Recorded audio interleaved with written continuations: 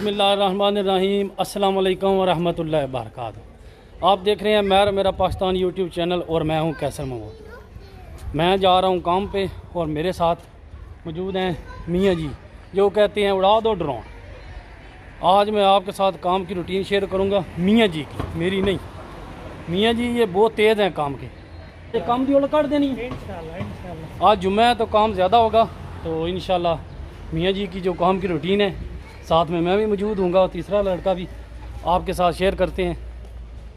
काम स्टार्ट। ये बिल्ली मैंने रखी है, अभी इसने मेरी आवाज़ सुनी है तो ये गाड़ी के नीचे थी और बाहर निकल आई।